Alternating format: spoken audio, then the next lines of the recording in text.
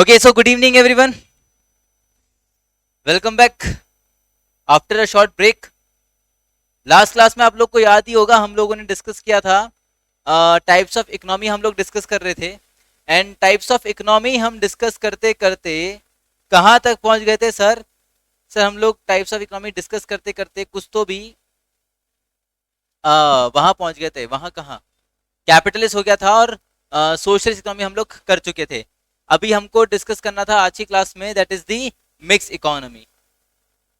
ठीक है, एक सेकेंड।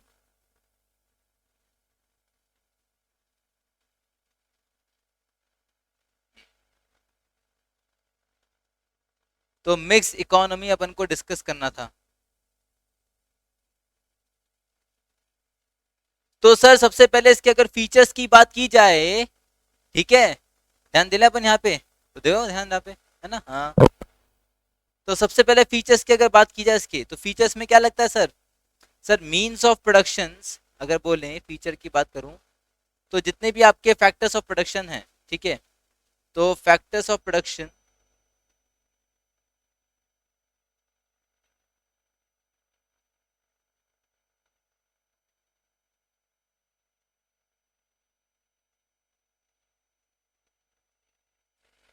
आर ओन्ड बाय, कौन ओन करता है यहाँ पे, किसके पास होती है ownership? Are own bye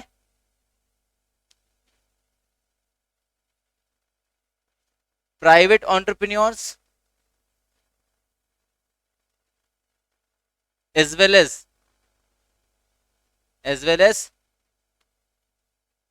yep.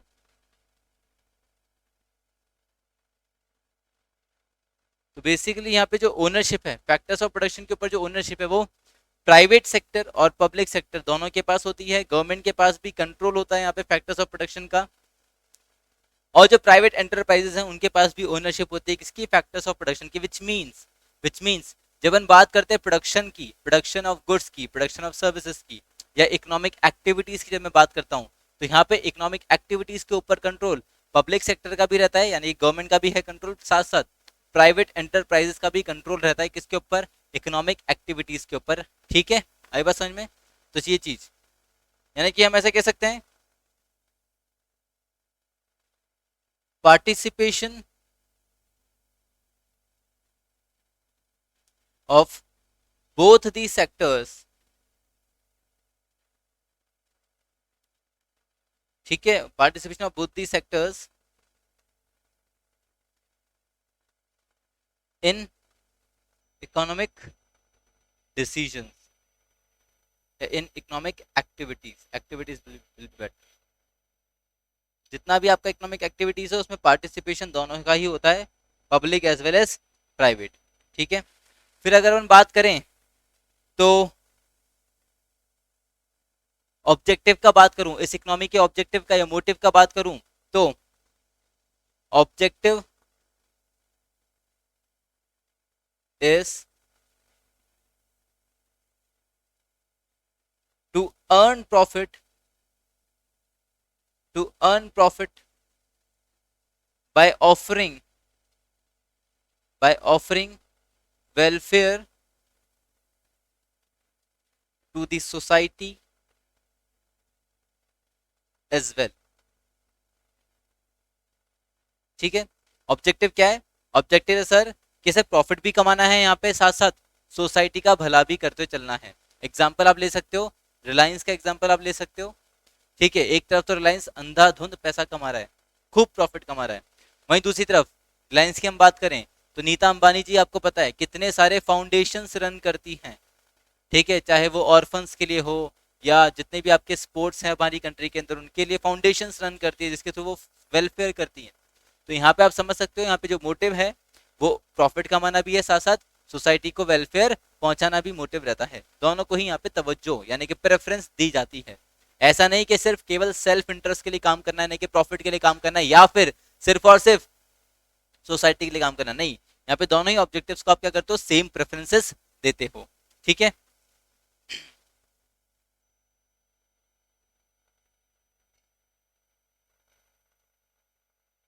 both public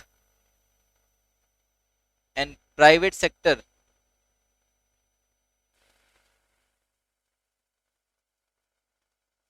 has contribution in दी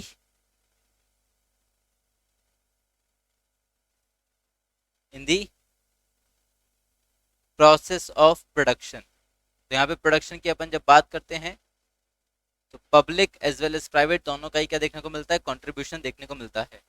ठीक है, आप लोग एग्जांपल लेके चल सकते हो, कोई सा भी एग्जांपल ले लो। अगर अपन बात करें अपने तो इलेक्ट्रिसिटी की मैं बात करूं तो इलेक्ट्रिसिटी पहले आपकी सिटी में इलेक्ट्रिसिटी प्रोवाइड करता था AVVNL, जो कि एक पब्लिक सेक्टर अंडरटेकिंग था, गवर्नमेंट डिपार्टमेंट था। अभी आपके यहाँ कौन प्रोवाइड कर रहा है इलेक्ट्रिसिटी? TPADL, जो कि एक प्राइवेट एंटरप्राइज है, टाटा पावर है ना। तो ये प्राइवेट एंटरप्राइज है, ये AVVNL अजमेर विद्युत वितरण निगम लिमिटेड, ठीक है, ये क्या था? एक पब्लिक सेक्टर अंडरटेकिंग था। तो आप देख सकते हैं कि दोनों के दोनों ही सेक्टर से क्या हो रहा है, यहाँ पे कहीं ना कहीं प्रोडक्शन वगैरह काम हो रहा है। तो ये तरह की इकोनॉमी क्या कहलाता है? मिक्स इकोनॉमी कहलाता है। ठीक है, बात करें इसके मेरिट्स और डीमेरिट्स के लेकर, तो बेटा ध्यान रखना, जब हम बात करते हैं इसके मेरिट्स की, मिक्स इकोनॉमी के मेरिट्स की, तो बेटा मिक्स इकोनॉमी के मेरिट्स का बात ऐसा है कि भाई इसमें आपको सोशलिस्ट प्लस कैपिटलिस्ट दोनों के फीचर देखने को मिलते हैं। तो विच मीन्स ये इकोनॉमी में सोशलिस्ट और कैपिटलिस्ट दोनों के ही मेरिट्स का क्या देखने को मिलेगा? आपको संगम देखने को मिलेगा। क्या देखने को मिलेगा? संगम बोले तो हाँ, मिक्स देखने को मिलेगा। नहीं, जरूर सुना, हर वर्ड से गाना हो। ठीक है, क्या देखने को मिलेगा? दोनों ही इकोनॉमीज जो हैं, दोनों ही तरह की जो इकोनॉमीज हैं, उनका जो मेरिट है उसका यहाँ पे आपको एक कंबाइंड रिजल्ट देखने को मिलता है। ठीक है, यहाँ पे आपका जीडीपी रेट जो है मॉडरेट रहता है। मैं अपन ऐसा कह सकता हूँ कि ये क्या हो गया इसका, तो यहाँ पे जो आपका जीडीपी रेट है, GDP growth rate is moderate. ठीक है, ना तो कम होता है ना ज्यादा होता है। तो बेसिकली यहाँ पे जीडीपी ग्रोथ रेट क्या होती है? काफी मॉडरेट रहती है। ठीक है, ऐसा अपन बोल सकते हैं। Plus social equality and social justice prevail in the economy.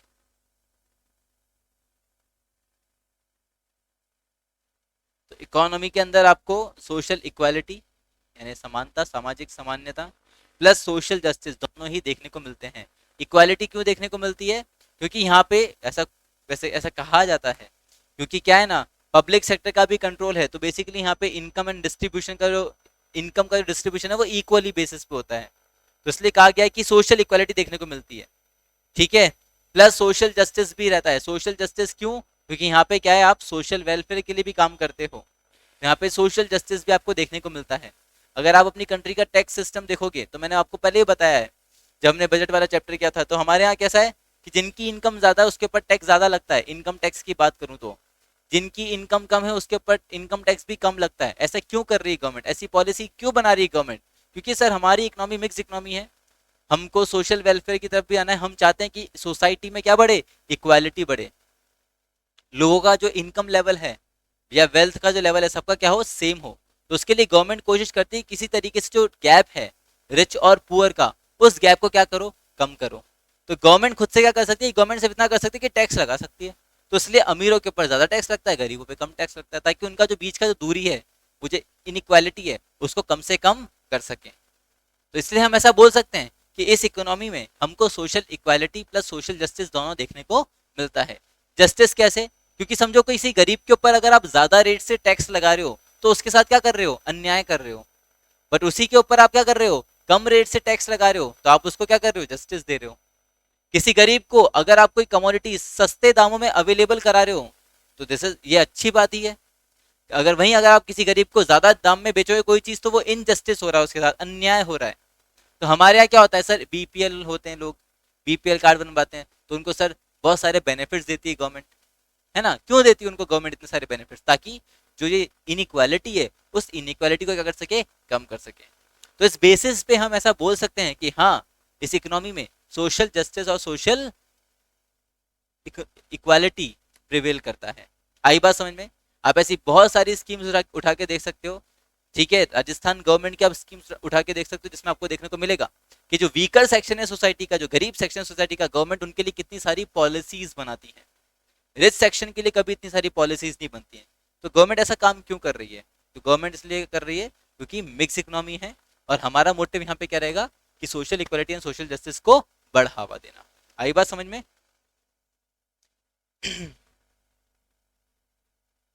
Demerit की अगर बात करें सर, कुछ नफा नुकसान, नफा तो है, नुकसान भी होगा फिर तो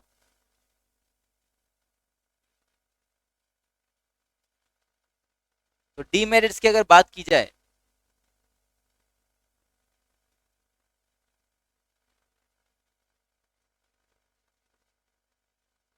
success of this economy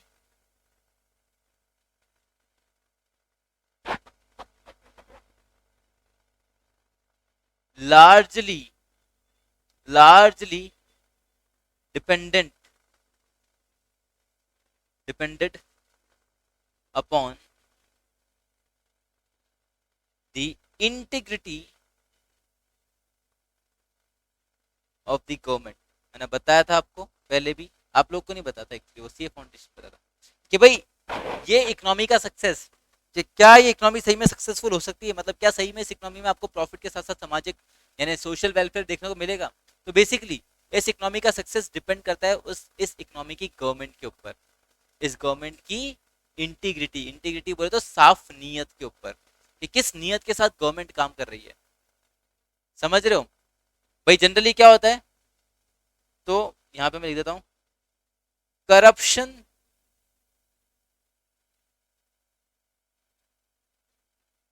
in the government system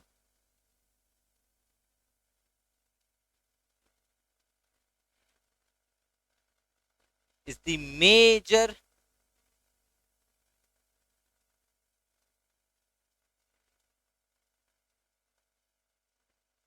problem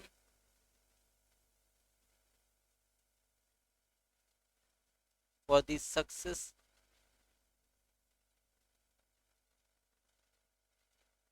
of economy। तो बेसिकली इस इकोनॉमी के सक्सेस में सबसे बड़ा जो अपन बोलते हैं, एक जो हिंड्रेंस है, रुकावट है, वो कौन रहता है? करप्शन। अगर गवर्नमेंट करप्ट है, गवर्नमेंट सिस्टम आपके यहाँ करप्ट है, तो बेटा इस इकोनॉमी का जो बेनिफिट है वो आपको नहीं मिल पाएगा। अगर गवर्नमेंट की नीयत साफ है, गवर्नमेंट एकदम साफ सुथरी है, करप्शन नाम की बिल्कुल भी कोई चीज ही नहीं है तुम्हारी कंट्री में, तो ये इकोनॉमी से अच्छा इकोनॉमी कोई हो ही नहीं सकता। क्यों? क्योंकि वहां पे गवर्नमेंट क्या करती है, जितने भी बेनिफिट्स हैं वो सच सही में पुअर तक पहुंचाने का, जो वीक सेक्शन है उन तक वो पहुंचाने का काम करती है।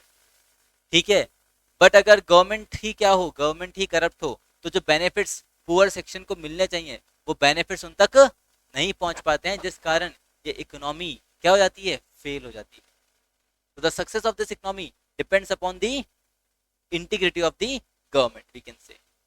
ठीक है, और फिर क्योंकि इस इकोनॉमी में अगर सक्सेस मिलता नहीं दिखता है कि गवर्नमेंट सेक्टर में बहुत ज्यादा करप्शन वगैरह आपको देखने को मिल रहा है, government enterprises, public sector undertakings अगर लॉसेस में जा रही हैं, तो ये इकोनॉमी क्या करने लगती है? फिर धीरे धीरे अपने जो सेक्टर्स हैं वो किसको देने लगती है?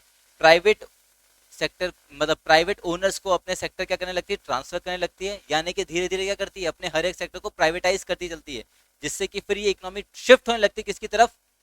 कैपिटलिस्ट इकोनॉमी की तरफ। जैसे कि अगर अपन अपनी कंट्री की बात करें, तो हमारी गवर्नमेंट क्या कर रही है? मेजोरिटी ऑफ दी जो सेक्टर्स है, गवर्नमेंट की कोशिश ये है कि वो क्या कर दें? प्राइवेटाइज कर दें सभी को। ठीक है, क्यों ऐसा चाह रहे हैं? क्योंकि सर हमारे यहाँ हमारी इकोनॉमी में करप्शन ज्यादा है, जिसके चलते एक कोशिश है कि ज्यादा से ज्यादा सेक्टर किस में रहे? प्राइवेट सेक्टर के कंट्रोल में रहे। तो हमारी इकोनॉमी को शिफ्ट करने की कोशिश चल रही है from mix to capitalist economy. ठीक है, because because of the corruption. तो ये इसका एक बहुत बड़ा डीमेरिट रहता है किसका? मिक्स इकोनॉमी का। एक सेकेंड, हेलो, हाँ जी, कौन बात कर रहे हैं? अच्छा अच्छा, अभी उनकी लाइव क्लास चल रही, मैं आपकी थोड़ी देर बात करता हूँ उनसे ना। जी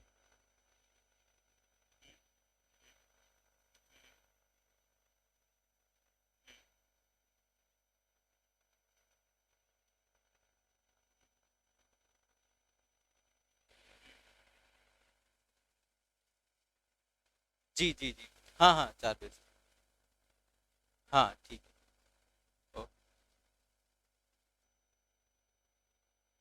तो ये कहानी थी बच्चों मिक्स इकोनॉमी की और कैपिटलिस्ट और सोशलिस्ट। तो यहाँ पे अपना जो एक टॉपिक था that is the types of economy, वो खत्म हुआ। कोई डाउट है इसमें किसी को? हाँ, कोई डाउट है इसमें किसी को? कोई डाउट नहीं है।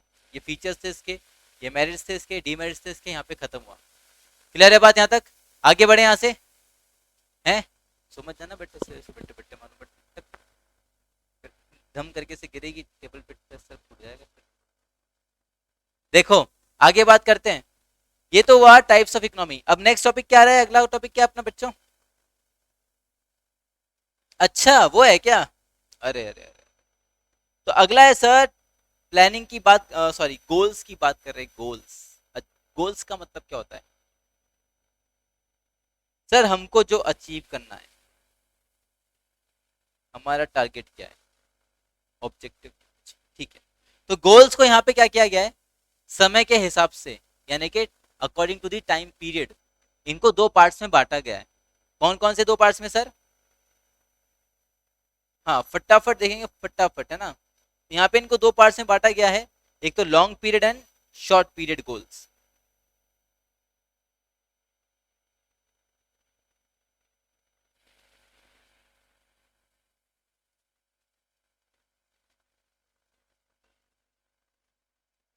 ठीक है, long period and short period goals of planning in India. Topic है आपका कि long period and short period goals of planning in India, कि इंडिया में जो प्लानिंग हुई उसके लॉन्ग टर्म गोल्स क्या थे और शॉर्ट टर्म गोल्स क्या थे।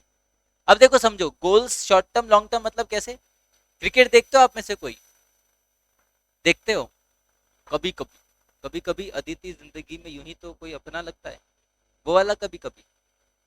तो कभी कभी मेरे दिल में ख्याल आता है, वो वाला कभी कभी, जब आता है तब आता है। देखते हो तुम लोग क्रिकेट?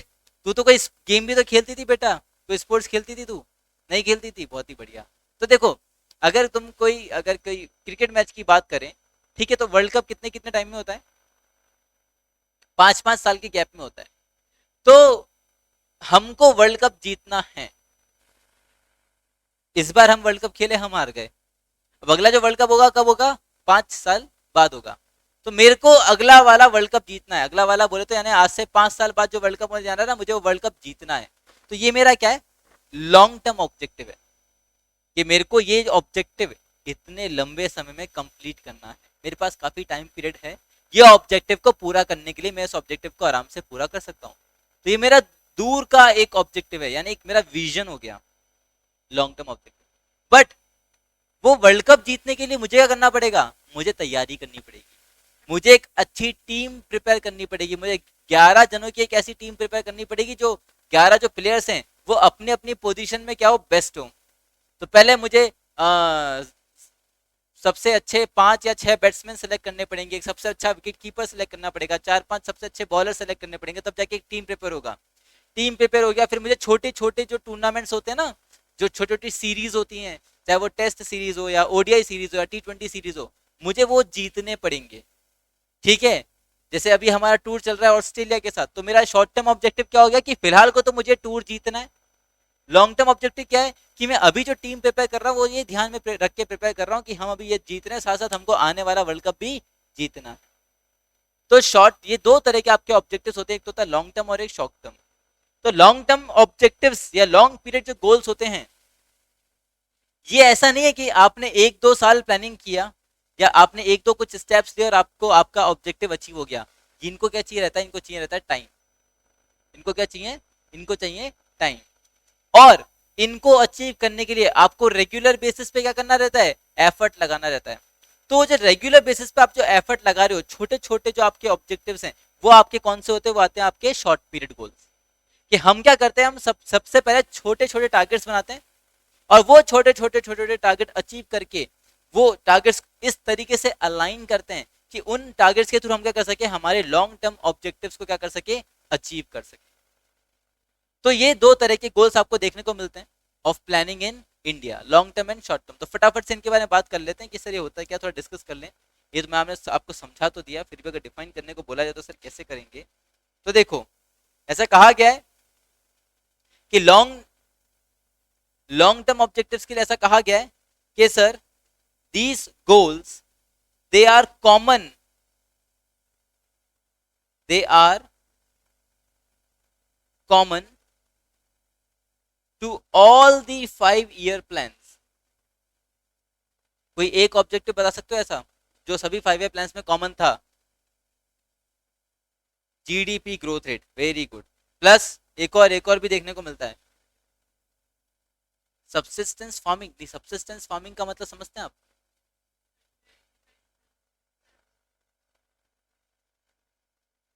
क्या सस्टे सबसिस्टेंस या सस्टेनेबल? एक मिनट ना यार, तेरा नाम वरदान है क्या? हाँ क्या, सब ऐसी कोई फार्मिंग ही नहीं होती, बताते हैं। To become self reliant country in crop production, to become self reliant country in crop production, ये भी हमारा एक ऐसा ऑब्जेक्टिव था जो आपको काफी सारे 5 ईयर प्लान में कॉमन देखने को मिलता है। तो इसको भी आप क्या मान सकते हो, लॉन्ग टर्म ऑब्जेक्टिव मान सकते हो। तो बेसिकली ऐसे गोल्स जो हर 5 ईयर प्लान में क्या रहे हो, कॉमन रहे हो, हर 5 ईयर प्लान में मौजूद थे, तो वो गोल्स कहलाते हैं आपके लॉन्ग पीरियड गोल्स। गोल्स लिखा है, प्लान्स दिख रहे हैं क्या? ठीक है, तो इनको आप बेसिकली ये जो लॉन्ग पीरियड गोल्स हैं, क्योंकि इन्हीं को अचीव करने के लिए आपने 5 ईयर प्लान्स बनाए हैं, तो आप इनको चाहो तो ऑब्जेक्टिव्स भी बोल सकते हो, इनको आप टाइटल दे सकते हो कि these are the objectives, these are the objectives of planning. Planning ही इसलिए की गई थी कि इन ऑब्जेक्टिव्स को हम अचीव कर सके, जैसे कि आपने कहा जीडीपी ग्रोथ, है ना, पॉवर्टी इरेडिकेशन, गरीबी हटाना, अनएम्प्लॉयमेंट को कम करना, डिक्रीज इन अनएम्प्लॉयमेंट, है ना, करप्शन तो कभी आया ही नहीं बेटा किसी 5 ईयर प्लान में, पागल है क्या? करप्शन हटाना चाहिए, हाँ हटाना चाहिए, पर 5 ईयर प्लान में कोई ऐसी पॉलिसी नहीं ली बेटा कि करप्शन हट सके, समझ रहे हो? प्लस प्लस क्या था कि हाँ एग्रीकल्चर, सेल्फ रिलायंट कंट्री बनना। तो ये हमारे ऑब्जेक्टिव्स थे, these are the objectives of 5 year plan, इसी कारण तो 5 ईयर प्लान बने। ठीक है, ऐसा। और शॉर्ट पीरियड गोल्स की बात करें तो सर शॉर्ट पीरियड गोल्स ऐसे गोल्स थे जो एक प्लान से ही रिलेटेड थे, मतलब ऐसे गोल्स जो आपको सिर्फ एक ही प्लान में देखने को मिलते हैं, बाकी दूसरे प्लान में उनका नामो निशान ही नहीं था। यानी वो ऑब्जेक्टिव्स आपको अचीव करने तो 5 साल में अचीव करने, उसके बाद उससे ज्यादा उसको खींचना नहीं है ना, तो वो होते थे आपके शॉर्ट पीरियड गोल्स। यानी कि ऐसे ऑब्जेक्टिव्स या ऐसे गोल जो प्लान स्पेसिफिक थे। क्या थे? प्लान स्पेसिफिक, मतलब जैसे मैंने बोला, क्या बोला कि use of HYV seeds introduce हुआ था थर्ड 5 ईयर प्लान में, तो यूज ऑफ एचवाईवी सीड्स वो हमने इंजेक्ट करा कब, थर्ड 5 ईयर प्लान से। तो उसको वो जो प्लान, वो जो गोल है अल्टीमेटली वो सिर्फ चिपका हुआ है किससे, उसी 5 ईयर प्लान से। तो ऐसे गोल्स को अपन बोलते हैं शॉर्ट पीरियड गोल्स। ठीक है, तो बेसिकली इसको अगर मैं डिफाइन करूं तो दीज आर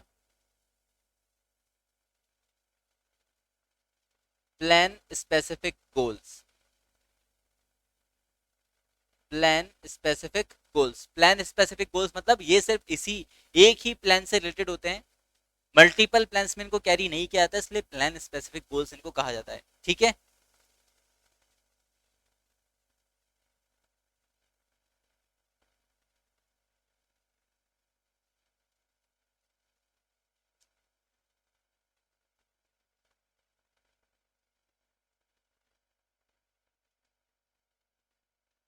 तो चलो पहले अपन बात करते हैं लॉन्ग पीरियड गोल्स के बारे में कि सर कौन कौन से गोल्स थे हमारे लॉन्ग पीरियड, तो फटाफट से डिस्कस कर लेते हैं।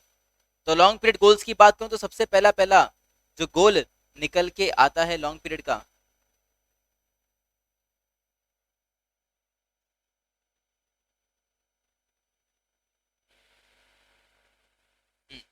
तो वो निकल के आता है सर, जीडीपी ग्रोथ।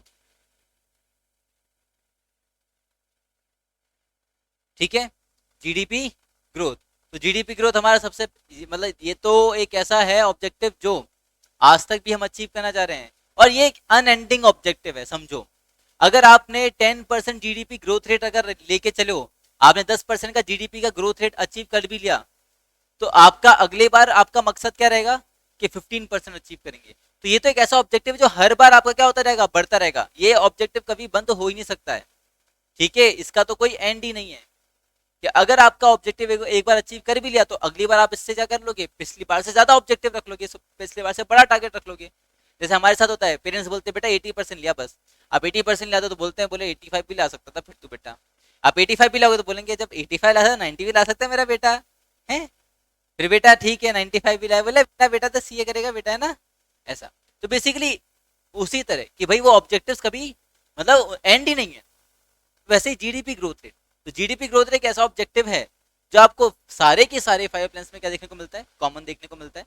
प्लस भले ही ये ऑब्जेक्टिव अचीव भी क्यों ना हो जाए, ये ऑब्जेक्टिव अब जो है ऑब्जेक्टिव के टाइटल में से कभी हटेगा नहीं, क्योंकि हर बार आपका जीडीपी का ग्रो करता भी है तो आप हर बार चाहोगे कि पिछली बार से क्या करे, ज्यादा ग्रो करे।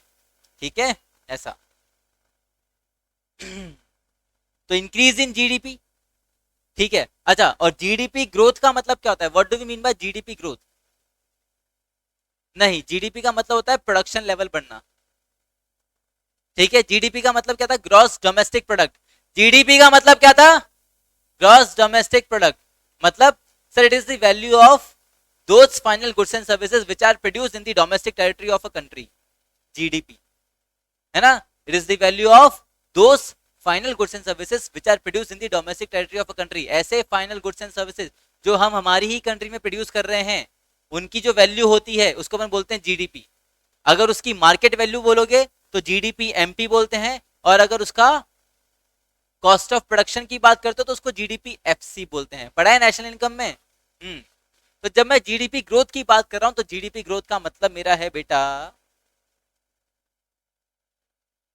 इंक्रीज इन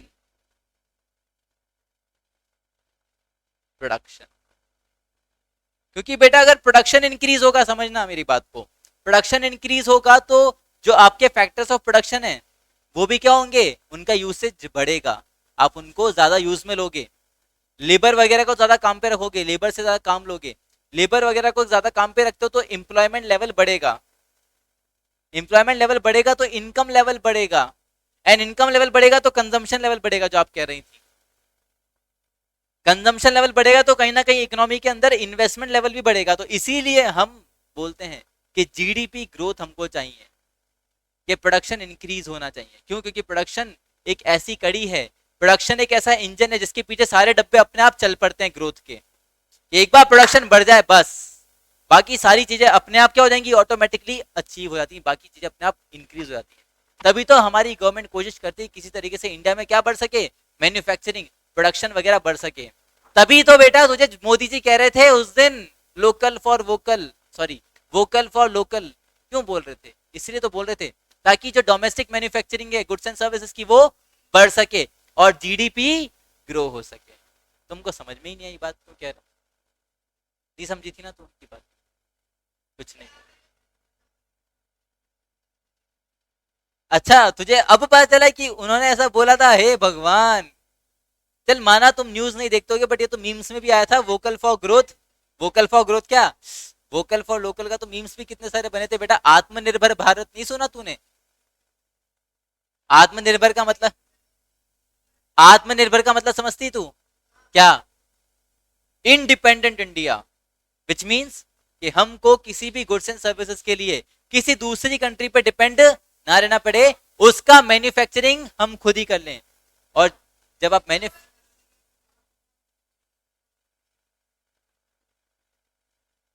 अच्छा समझ गया मैं, समझ गया।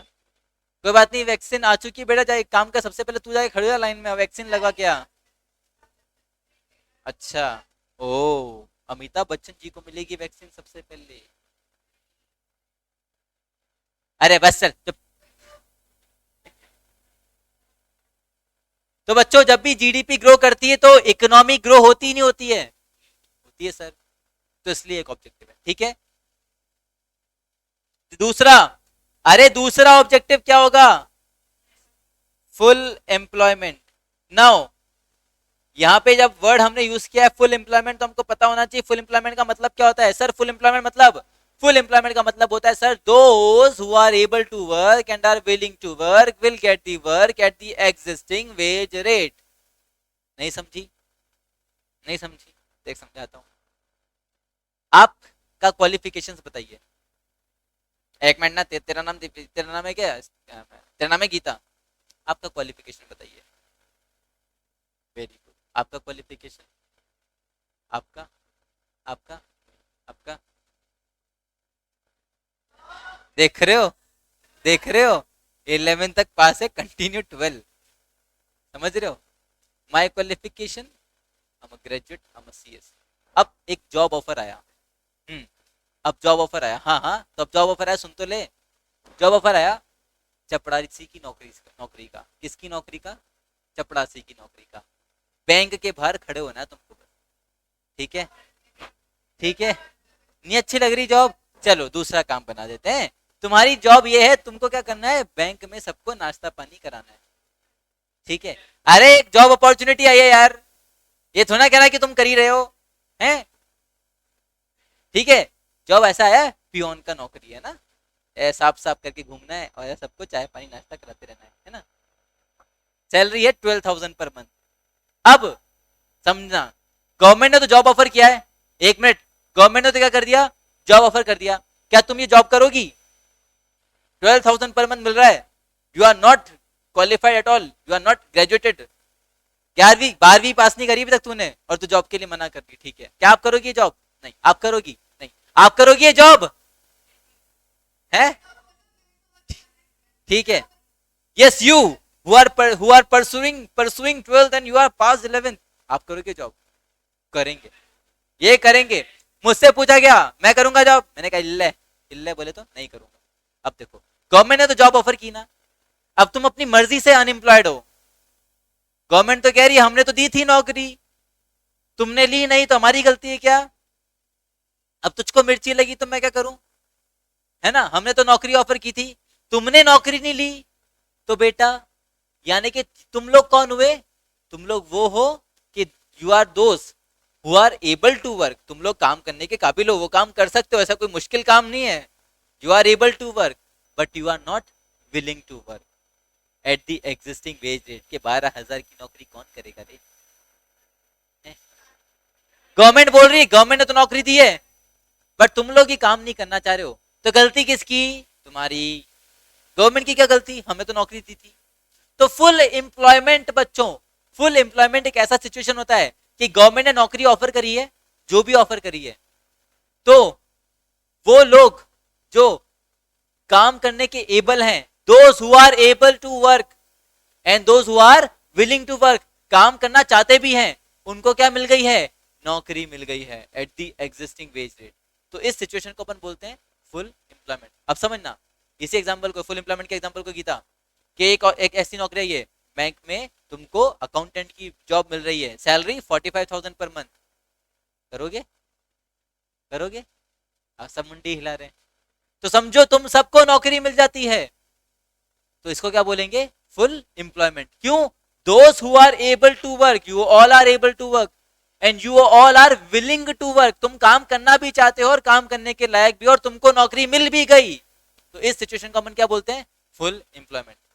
पर फुल एम्प्लॉयमेंट का मतलब ये नहीं है कि इकोनॉमी में कोई अनएम्प्लॉयड ही ना हो, फुल एम्प्लॉयमेंट का मतलब समझना, उनको ही नौकरी मिली है जो काम करने के लायक थे और जो काम करने के लिए विलिंग थे। तो मतलब ऐसे भी कुछ लोग होंगे इकोनॉमी में जो शायद काम करने के लायक ना हो, या काम करने के लिए एबल मतलब विलिंग ना हो, जैसे तुम लोग विलिंग नहीं थे ना, तो बेसिकली जो अपनी इच्छा से अनएम्प्लॉयड बैठे हैं, यानी कि जिसके अनएम्प्लॉयमेंट में गवर्नमेंट का कोई कसूर नहीं है, उनको हम अनएम्प्लॉयड नहीं बोलते हैं, उनको अपन क्या बोलते हैं, उनको अपन बोलते हैं वॉलंटरी अनएम्प्लॉयमेंट, ठीक है। और वॉलंटरी अनएम्प्लॉयमेंट को फुल एम्प्लॉयमेंट में काउंट नहीं किया जाता है, क्लियर है बात। तो अगला जो ऑब्जेक्टिव रहता है वो ये रहता है कि सर जितने भी लोग हैं कंट्री में जो जॉब करने के काबिल हैं और जॉब करना भी चाहते हैं, सर सबको नौकरी मिलनी चाहिए, सबको नौकरी मिलनी चाहिए। तो ये भी एक ऑब्जेक्टिव रहता है हमारा, किसका? 5 ईयर प्लान्स के लॉन्ग टर्म ऑब्जेक्टिव का। कौन? क्या ये अनएम्प्लॉयमेंट थोड़ी ना है? If you are able to work and if you are getting work, तो तुम तो एम्प्लॉयड हुए ना। क्या वॉलंटरी अनएम्प्लॉयमेंट होता है वो तो, कि भाई मैं जानबूझ के नौकरी नहीं कर रहा हूं, मैं काम करने के लायक भी हूं, समझ रहा है, पर मैं काम ही नहीं कर रहा हूं, क्यों? क्योंकि मुझे जॉब अच्छी नहीं लग रही। तो this is called voluntary unemployment. And involuntary मतलब, सुन तो ले, इनवॉलंटरी मतलब मैं काम करना चाहता हूं but I am not able to work, I am not qualified, तो उसको बोलते हैं इनवॉलंटरी। यानी जानबूझ के अगर अनएम्प्लॉयड हो तो वॉलंटरी, और अगर जानबूझ के अनएम्प्लॉयड नहीं हो, इनवॉलंटरी। यानी कि तुम काबिल ही नहीं हो उस नौकरी के लिए, तो इनवॉलंटरी कहलाते हैं। ठीक है, आई समझ में बात? ऐसा। तो अगला ऑब्जेक्ट हमारा ये ऑब्जेक्टिव रहता है कि सर फुल एम्प्लॉयमेंट अचीव कर सके हम लोग। ठीक है, यानी कि मोर एंड मोर, ज्यादा से ज्यादा लोग क्या होने चाहिए? एम्प्लॉय होना चाहिए, और उनका क्या होना चाहिए? पार्टिसिपेशन होना चाहिए in the process of growth and development. ठीक है, फिर अगला अपन इसका लॉन्ग टर्म ऑब्जेक्टिव का बात करूं तो फुल एम्प्लॉयमेंट क्या होता है बच्चों? Equitable distribution, equal distribution. किसका? किसका? तीनों? तीनों कौन? अरे बोलने देना बच्ची को। हाँ, नहीं नहीं, सेक्टर्स बेटा वो तो इकोनॉमी हो गए, टाइप्स ऑफ इकोनॉमी। ठीक है, अपन बात करें इक्वल डिस्ट्रीब्यूशन, तो इक्वल डिस्ट्रीब्यूशन, डिस्ट्रीब्यूशन बराबर होना चाहिए यहाँ पे। तो भाई बहुत सारी चीजों का डिस्ट्रीब्यूशन हो सकता है, इनकम का, वेल्थ का, रिसोर्सेज का, अपॉर्चुनिटीज का। ठीक है, तो इक्वल डिस्ट्रीब्यूशन होना ये भी एक ऑब्जेक्टिव रहता है हमारी लॉन्ग टर्म प्लानिंग का, कि there should be equal distribution of resources, income, wealth, opportunities in the society. ठीक है, क्या? हाँ जरूर ना, तो किसने कहा कि ये एज इट इज लिखना? तुमको समझ में आनी चाहिए चीज है क्या और बता क्या रही है, समझ रहे हो?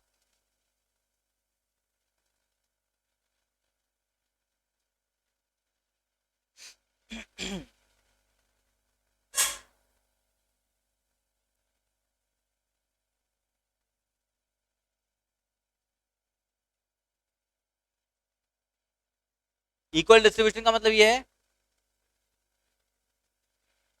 कि बेनिफिट्स ऑफ ग्रोथ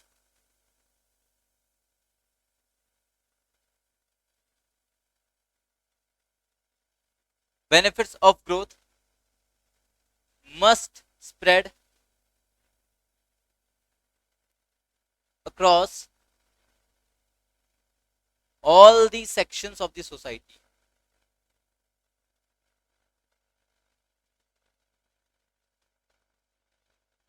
ठीक है, कि कंट्री में कोई ग्रोथ डेवलपमेंट अगर हो रहा है, कोई भी अपॉर्चुनिटी अराइज हो रही है, तो उसका वो जो बेनिफिट है, उसका बेनिफिट क्या है? सभी के सभी सेक्शंस को मिलना चाहिए सोसाइटी में। ऐसा नहीं कि वो फायदा केवल गिने चुने लोगों को मिलकर ही रह जाए। ठीक है, ऐसा।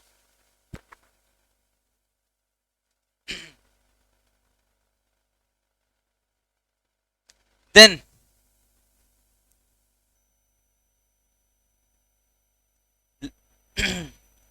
दो ही रह गए लॉन्ग टर्म, है ना? Then modernisation, modernisation of what? तो modernisation of economy, modernisation of economy, और we can say modernisation in the standards of living. Yes, बिल्कुल। या फिर मॉडर्नाइजेशन किस में? इन दी प्रोडक्शन टेक्निक्स, जो आप बोलना चाह रही हो।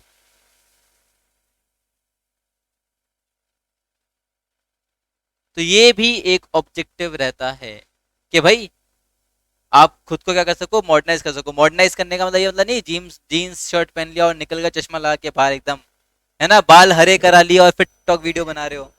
This is not called modernisation, this is called छपरीपना। ठीक है, ठीक है, ये नहीं है कि बोले ऐसे बाल हरे कर लिए, इधर से साइड से बाल गायब हैं, हैं?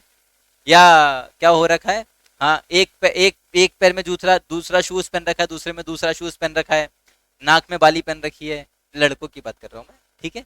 तो ये this is not called modernization. Modernization means आपका स्टैंडर्ड ऑफ लिविंग में मॉडर्नाइजेशन आना चाहिए, ठीक है।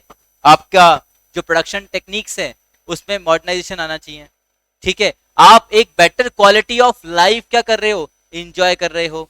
आप जिन गुड्स एंड सर्विसेज का पहले प्रोडक्शन कर रहे थे उससे अच्छे गुड्स एंड सर्विसेज का प्रोडक्शन अब कर रहे हो, ठीक है। तो दिस इज कॉल्ड मॉडर्नाइजेशन। तो ये भी एक ऑब्जेक्टिव रहता है हमारे किसका, इकोनॉमी का, है ना। मालूम पड़ा मैंने आज बोला मॉडर्न बनना चाहिए, कल वरदान आ रहा है क्लास में बाल हरे, चश्मा काला चश्मा लगा के, हैं पीछे और इसके ऊपर ताकि फोकस रहे तो इसके आगे एक रिंग लाइट और लगी हुई है अलग से, दो तीन रिंग लाइट्स पता है ना। हाँ, ऐसा नहीं, ठीक है। कान में ईयरफोन डाल के आ रहा है कूल वरदान एकदम, बोले यो क्या।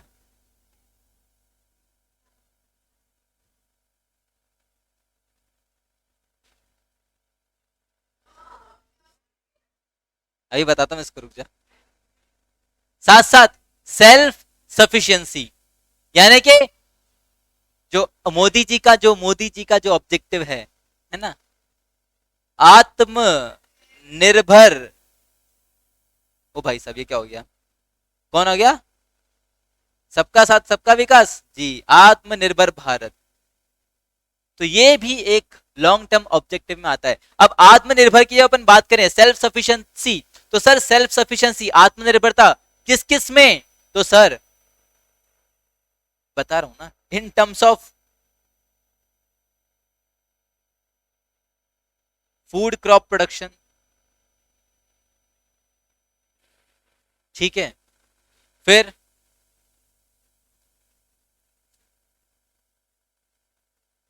प्रोडक्शन ऑफ कैपिटल गुड्स, है ना। हम हमारी कंट्री में कैपिटल गुड्स प्रोड्यूस नहीं होते ज्यादा, हम क्या करते हैं कैपिटल गुड्स को दूसरी कंट्रीज से इंपोर्ट करते हैं, है ना। प्रोडक्शन ऑफ फिनिश्ड गुड्स, क्या होगी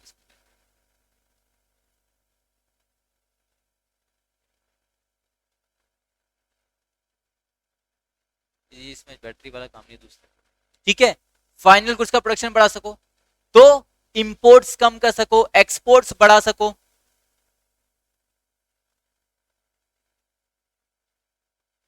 इंक्रीज इन एक्सपोर्ट्स। बेटा दिव्या तुम चाहो तो आंसर इस तरह से भी लिख सकती हो, अभी ये जो लिख रहा हूँ उसको आप कॉपी भी कर सकते थे, फिर आपको लगेगा बुक में पढ़ के कि पूरा पूरा पैराग्राफ लिखना है, तो ये समझो इससे लिखवा दो ताकि आपको आइडिया लग सके कि हाँ ये चीजें अपन लिख सकते हैं, इससे अपना आंसर अपन फ्रेम कर सकते हैं।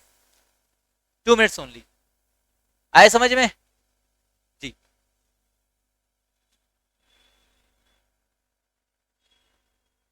क्लियर है बात, समझ रहे हो। तभी तो मैंने ये लिख के दिया मॉडर्नाइजेशन किस किस में। अब मॉडर्नाइजेशन तुम बुक देखोगे तो बुक में क्या पूरा पैराग्राफ लिखना, नहीं जरूरी तो ना कि पूरा पैराग्राफ लिखोगे, नहीं। अब जैसे मैं लिख दिया मॉडर्नाइजेशन, तो मॉडर्नाइजेशन के मैंने फिर आगे आपको बोल के बताया कि भाई मॉडर्नाइजेशन कैसे sir, in terms of economy, in terms of production techniques. तो ये चीज इस तरह से आप अपना आंसर फ्रेम कर सकते हो, समझ रहे हो, इसलिए तो लिख रहा हूं। मुझे मजे थोड़ा आ रहा लिखने में, आ रही है बात समझ में। अभी तुम क्या करोगे, तो फिर बुक का पैराग्राफ पढ़ोगे, अब उसमें तो कुछ और लिखा है, तो वो चीज थोड़ा अपन को टेपना एज इट इज, समझ रहे हो। हाँ बोलो। हाँ हाँ, पर थोड़ा एक्सप्लेन करना भी तो आना चाहिए बेटा, है।